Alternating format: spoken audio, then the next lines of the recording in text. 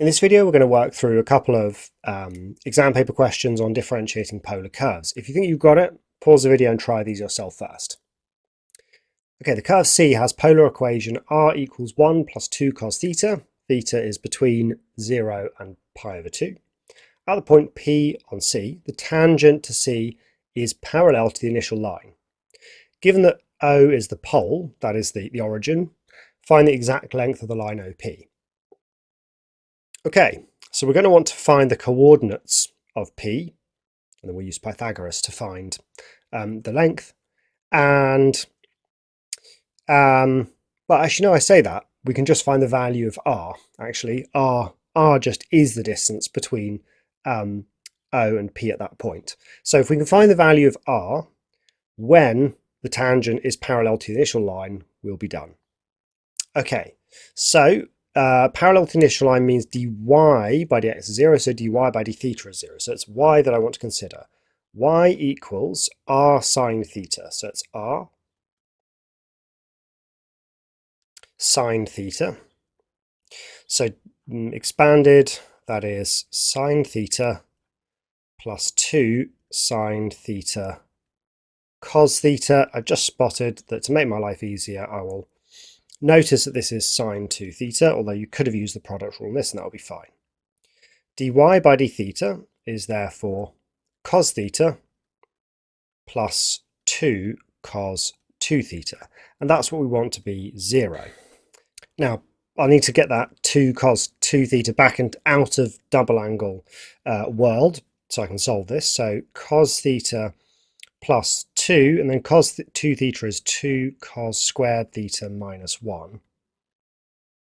So we have 4 cos squared theta plus cos theta minus 2 equals 0, and there's a disguised quadratic for us. So solving that using my calculator, maybe I could try in my head, I won't.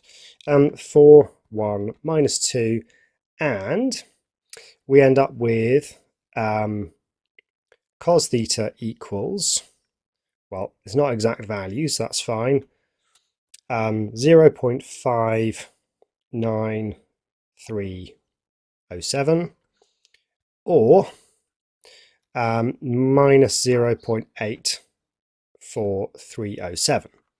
So what does this give us for values of theta? Well, if I do inverse cos of that first one, I get theta equals 0.9359. That is in the range 0 to pi over 2. If I do pi minus 2 pi minus that, it will be outside of that range. So that's the only value corresponding to this one. And then if I do inverse cos of this one here, well, cos theta is not negative in that range, so I know that's not going to be the answer.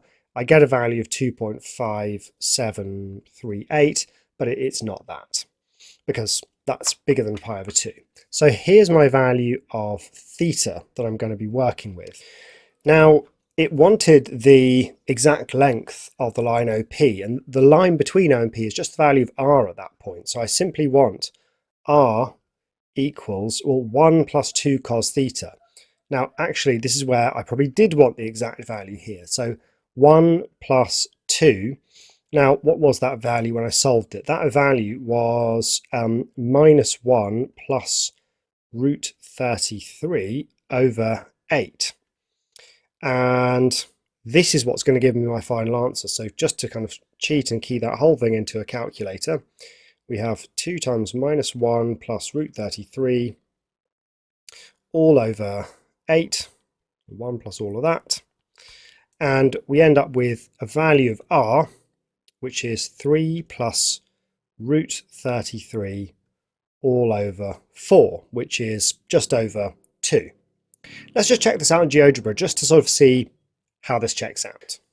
So here's the curve in GeoGebra, and what we found was that this point up here, something like that, was about 2.18 away from the origin.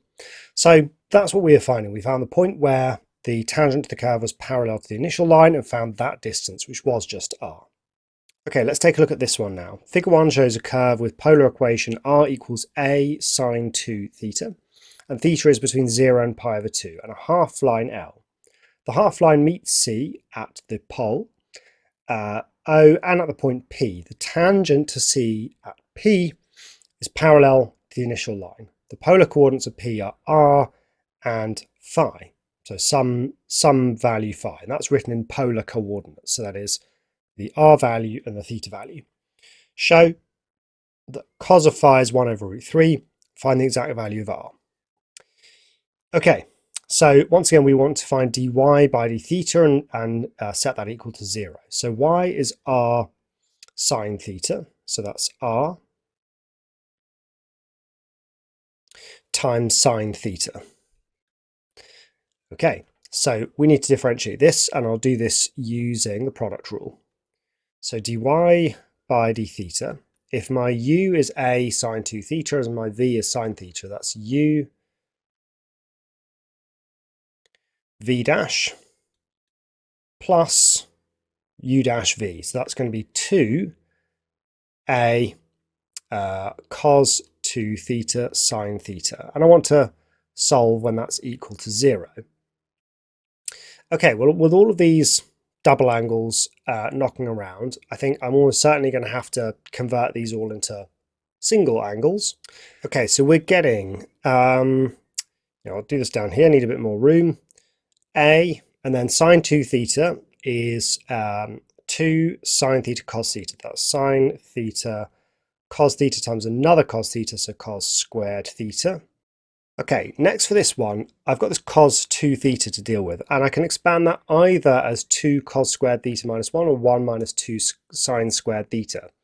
Looking ahead, I see I'll be able to factorize out the sine theta from here and here, leaving with a cos squared theta here, so I'll go with another cos squared theta on the other side. So that is 2a, and then 2 cos squared theta minus 1, and sine theta.